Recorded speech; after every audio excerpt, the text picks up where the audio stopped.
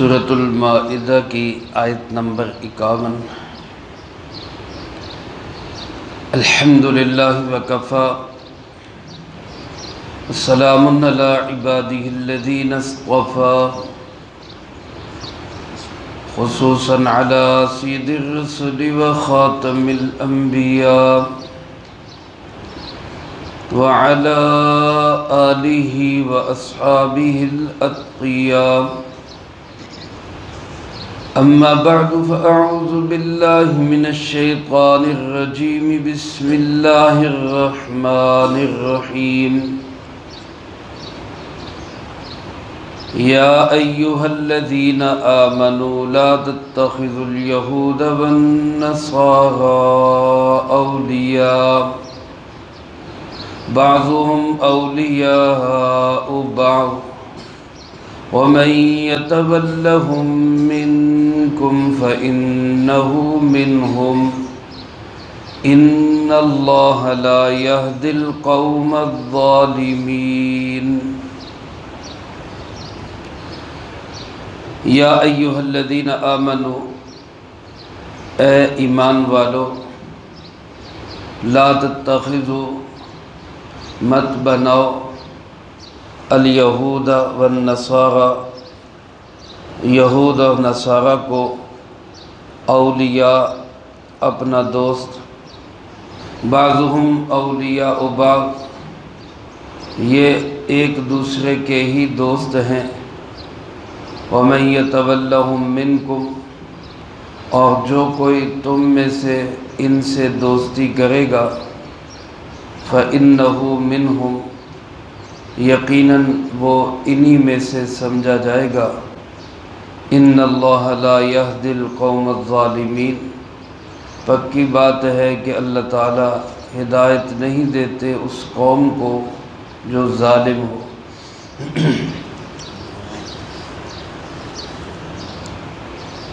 سورۃ المائدہ کے اس 8ویں رکوع میں اللہ رب العالمین نے کفار کے ساتھ ترک موالات کے مسئلے کو بیان فرمایا ہے۔ دنیا جہان کے کافروں کے ساتھ، چاہے یہودی ہوں، عیسائی ہوں، سکھ ہوں، ہندو ہوں، کسی بھی مذہب کمیونٹی سے تعلق رکھتے ہوں،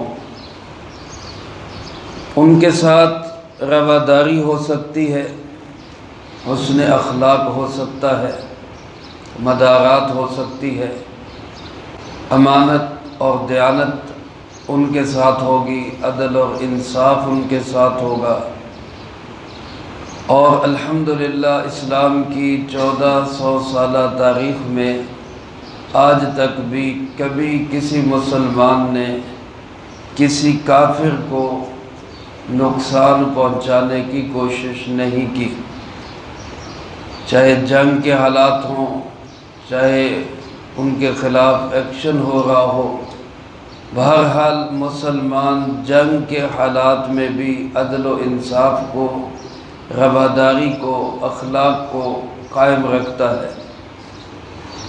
ہمیں ہدایات یہ دی گئی کہ جنگ کے حالات میں بھی عورتوں پہ، بچوں پہ، بوڑھوں پہ، کمزوروں پہ، حتیٰ کہ جو مرد جنگ نہیں کرتے ان پہ بھی حملہ کرنے کی اجازت نہیں، اور الحمدللہ مسلمان اس پہ عمل پیرا تھا، ہے اور انشاءاللہ رہے گا۔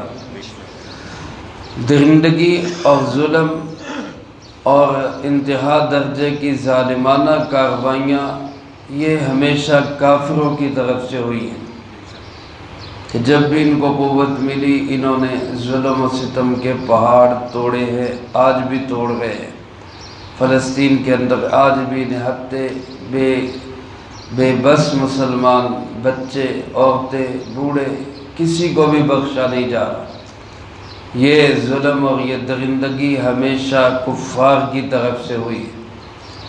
ابتدائی اسلام میں ہمارے پیارے آقا جناب محمد کریم خاتم النبیین بلند آواز سے کہہ دیں صلی اللہ علیہ وآلہ وسلم، جب مدینہ منورہ میں تشریف لائے چونکہ مدینہ منورہ کے زیادہ تر رہنے والے لوگ یہودی تھے، آپ علیہ الصلوۃ والسلام نے ان سے معاہدہ کیا، یہاں مدینہ منورہ کو ہم اپنا وطن بنا رہے ہیں، آپ کا بھی وطن ہے، ہمارا بھی وطن ہے، اس وطن میں ہم سب مل جل کر رہیں گے، تمہارے اوپر اگر کوئی حملہ آور ہوگا تو وطنی بھائی ہونے کی حیثیت سے ہم تمہارے مددگار ہوں گے، تمہارے دشمنوں کے مددگار نہیں ہوں گے۔ ہمارے اوپر اگر کوئی حملہ کرے گا تو وطنی بھائی ہونے کی حیثیت سے تم ہمارے مددگار ہوگے، ہمارے دشمنوں کے مددگار نہیں ہوگے۔ میرے محترم دوستو، یہ ایک الگ میٹر اور مسئلہ ہے کہ ایک وطن میں مختلف قومیں مختلف نظریات کے ساتھ وطنی اعتبار سے اکٹھے رہ سکتے ہیں یا نہیں۔ اسلام اس کی بالکل اجازت دیتا ہے۔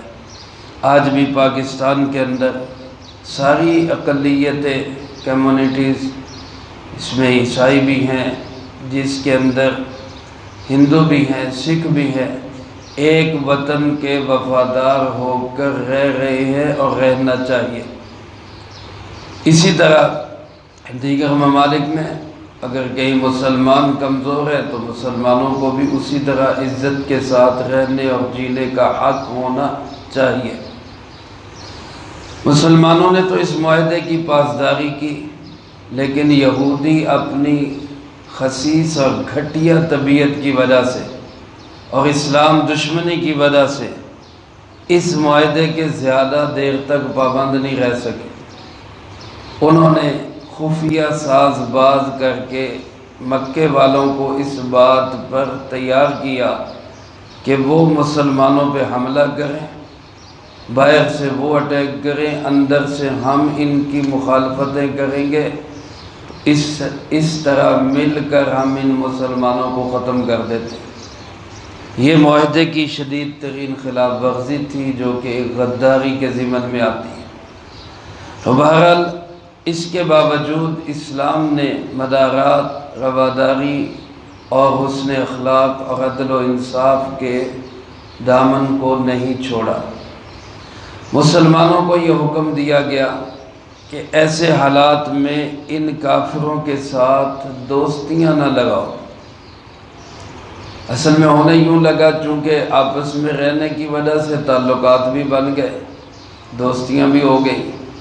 اب بہت سارے یہودی بظاہر کلمہ پڑھ کے مسلمان بھی اپنے آپ کو ظاہر کرنے لگے، جو کہ در حقیقت منافق تھے، اور وہ پھر مسلمانوں کی اندر کی باتیں، ان کے راز اور ان کے بھید وہ دشمنوں تک پہنچانے لگے۔ مسلمانوں سے پوچھ لیتے، اپنے دوستوں سے پوچھ لیتے اور ادھر کافروں تک پہنچا دیتے۔ اللہ رب العالمین نے پھر حکم دیا کہ مسلمان کبھی بھی کافر کے ساتھ دوستی نہیں کر سکتا، دوستی ہو ہی نہیں سکتی، کیونکہ کافر کا مطمع نظر اور ہے، مسلمانوں کا مطمع نظر اور ہے۔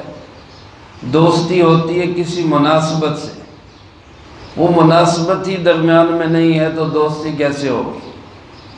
چنانچہ اللہ کا حکم آنے کے بعد جو مخلص اور مومن صحابہ تھے، انہوں نے تو علل اعلان دھڑلے سے کہہ دیا کہ ہم تمہارے ساتھ دوستی ختم کر رہے ہیں، ہمارا تمہارا کوئی تعلق دوستی والا نہیں ہوگا۔ حضرت عبادہ ابن صامت رضی اللہ تعالیٰ عنہ، وہ بھی صحابہ میں سے تھے، ایک یہودی کے ساتھ دوستی تھی، ببانگ دوہل اس سے دوستی توڑنے کا اعلان کیا۔ اللہ کا حکم آ گیا، میری تمہاری کوئی دوستی نہیں۔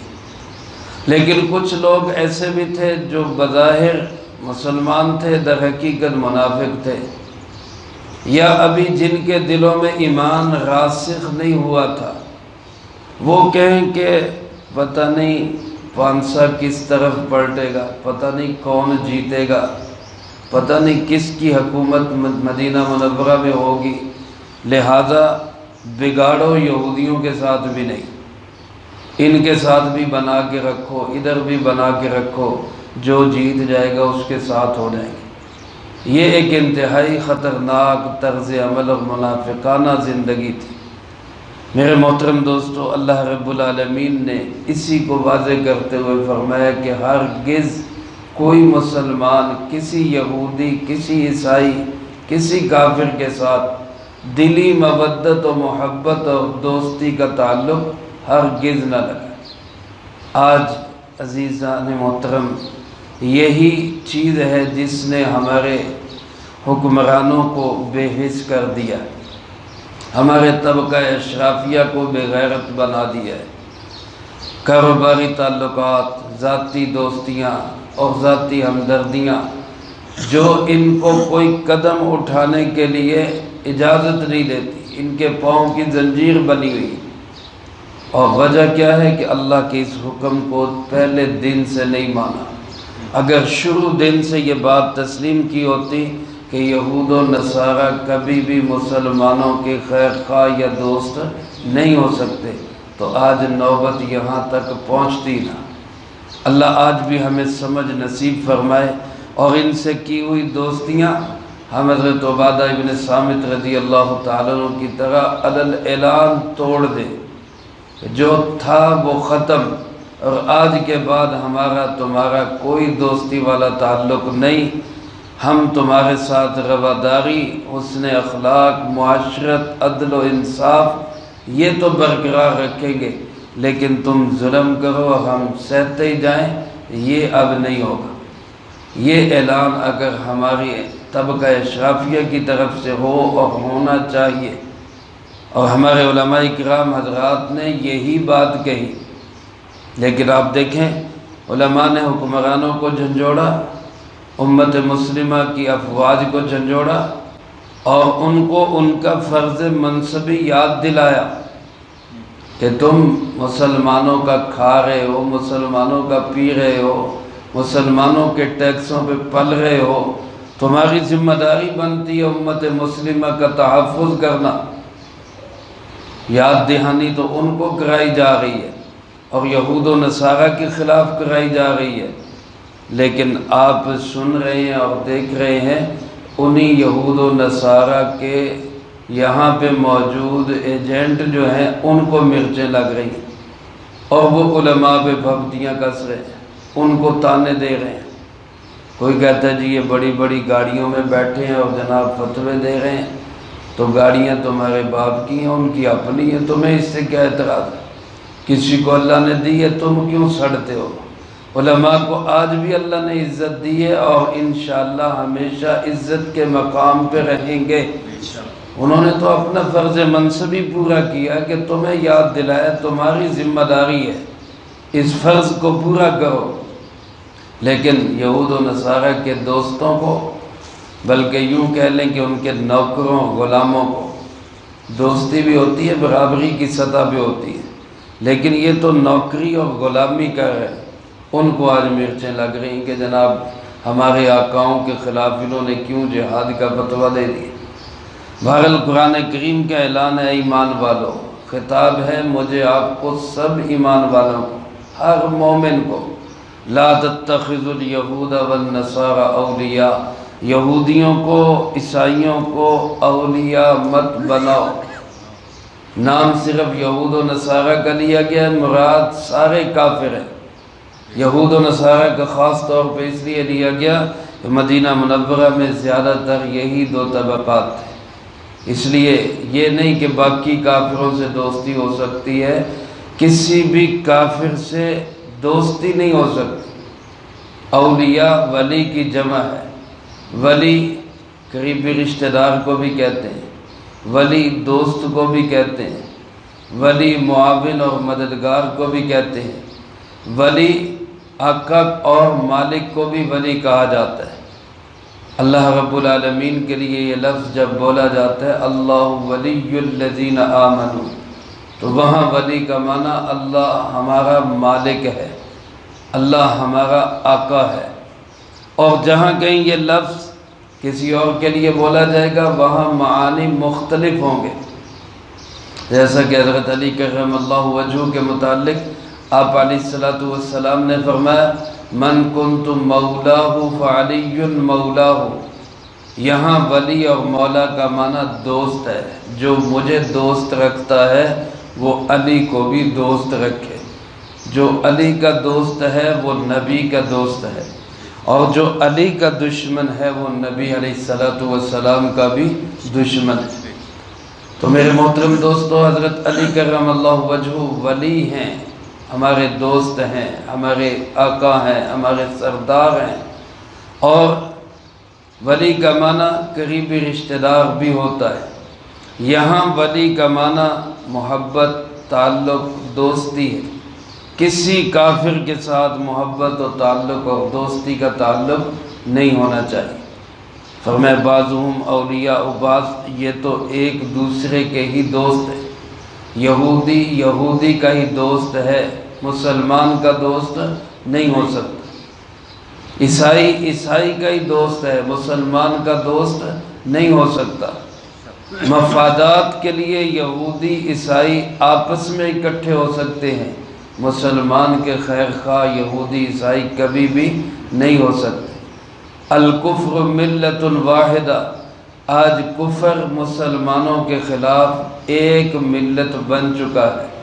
اے کاش کہ مسلمان بھی کافروں کے خلاف ایک قوم اور ایک ملت بن جاتے، عرب اور عجم کی تقسیم ختم ہو جاتی، کالے اور گورے کی تقسیم ختم ہو جاتی، لسانی علاقائی فرقہ وارانہ تقسیمیں ختم ہو کر ایک اللہ کے بندے، ایک اللہ کے نبی کے امتی، ایک کعبے اور قبلے کو ماننے والے ایک مسلمان ہو جاتے تو آج ہمارے بہت سارے مسئلے حل ہو جاتے۔ اللہ ہمیں ایک قوم بننے کی توفیق نصیب فرمائے۔ اللہ پاک فرماتے وَمَن يَتَوَلَّهُم مِّنكُمْ، تم میں سے جو کوئی ان سے دوستی کرے گا۔ غور کریں میرے عزیز دوستو، اس جملے پہ غور کریں۔ فرمایا جو ان کافروں سے دوستی کرے گا تم میں سے، فَإِنَّهُ مِنْهُمْ، وہ یقیناً انہی میں سے ہوگا، وہ مسلمانوں کا نہیں ہے۔ ظاہر ہے اس حکم کے آنے کے بعد بھی اگر کوئی مسلمان پھر بھی کہتا ہے کافروں سے دوستی ہونی چاہیے تو وہ تو اس آیت کا منکر ہے، وہ کیا کہلائے گا؟ وہ کافر ہی کہلائے گا۔ اور اگر کوئی اس آیت کا انکار نہیں بھی کرتا، عملی طور پہ پھر بھی ان سے محبت رکھتا ہے، تو انجام یہی ہوگا کہ حالات اور ماحول اس کو متاثر کر کے یہودی اور عیسائی بنا دیں گے۔ آج دیکھ لیں آپ کہ پوری امت مسلمہ ایک طرف ہے اور یہودیوں کے چمچے ایک طرف ہیں۔ ساری امت مسلمہ وہ کہہ رہی کہ فلسطینیوں پہ ظلم ہو رہا ہے، اور کچھ حکمران جماعتوں میں، کچھ اپوزیشن جماعتوں میں چھپی ہوئی کالی بھیڑیں وہ کہہ رہی کہ نہیں جی اسرائیل ٹھیک کر رہا ہے۔ ایسے کالی بھیڑوں کو پوری پاکستان کے لوگوں کو اپنے معاشرے سے نکال کے باہر پھینکنا چاہیے۔ یہ ہمارے نہیں ہیں، یہ انہی کے ہی ہیں۔ ہر پارٹی کے ساتھ تعلق رکھنے والوں کی ذمہ داری ہے کہ وہ اپنی پارٹی سے ایسی کالی بھیڑوں کو صاف کریں۔ یہ ساری پارٹیوں میں موجود ہیں، سوائے جماعتیں جو مذہبی جماعتیں ہیں ان کے سوا باقی ساری جماعتوں میں یہ کالی بھیڑیں موجود ہیں، اور ان سب جماعتوں کو اب ان سے اپنی جماعتوں کو پاک اور صاف کرنا چاہیے۔ یہ انہی کے ہیں، یہ ہمارے نہیں ہیں۔ اور اللہ پاک فرماتے جو ظالم کا ساتھی ہے وہ ظالم ہی ہے، جو ظلم اور جبر کا ساتھ دینے والا ہے وہ ظالم ہی ہے، اور ظالموں کو اللہ کبھی بھی ہدایت نہیں دیتے، ظالموں کو راستہ نہیں ملتا کبھی بھی۔ ظلم ہمیشہ مٹ کے رہتا ہے۔ اس سے پہلے بھی تاریخ کے اوراق دیکھ لیں، بڑے بڑے ظالم اور بڑے بڑے جابر آئے ہیں، لیکن آج ان کا نام و نشان مٹ چکا ہے۔ آج بھی نام ہے تو حق والوں کا نام زندہ ہے، اور انشاءاللہ قیامت تک یہ حق والے اسی طرح دنیا میں جیتے رہیں گے اور چمکتے رہیں گے، چاہے تھوڑے ہوں چاہے زیادہ ہوں، وسائل کم ہوں یا زیادہ ہوں، لیکن یہ حق دنیا میں ہے اور قیامت تک رہے گا۔ ظلم کا نام و نشان مٹے گا، ظالم وہ عبرت کا نشان بنے گا۔ سوچنے کی بات یہ ہے کہ آج ہم ظالموں کے ساتھ کھڑے ہیں یا مظلوموں کے ساتھ کھڑے ہیں۔ اب درمیانہ کوئی راستہ نہیں ہے میرے دوستو۔ اب تماشا نہیں دیکھا جا سکتا کہ ہم جناب دیکھتے ہیں کون جیتتا ہے۔ اب دو میں سے ایک سائیڈ پہ ہونا پڑے گا، یا ظالموں کا ساتھی بنے یا مظلوموں کا ساتھی بنے۔ ہم اللہ کے گھر میں بیٹھے عہد کرتے ہیں ہم اپنے فلسطینی مسلمان مظلوم بہن بھائیوں کے ساتھ ہیں، ہم ظالموں کے ساتھ ہرگز نہیں ہیں۔ اللہ مجھے آپ کو سب کو قرآن و سنت کی صحیح سمجھ نصیب فرمائے، اس پہ عمل کر کے دوسروں تک پہنچانے کی توفیق عطا فرمائے۔ اللہم انت السلام ومنک السلام تبارکت ربنا وتعالیت یا ذا الجلال والاکرام۔ اللہم اعنا علی ذکرک وشکرک وحسن عبادتک۔ اللہم احسن عاقبتنا فی الامور کلها واجرنا من خزی الدنیا وعذاب الآخرہ۔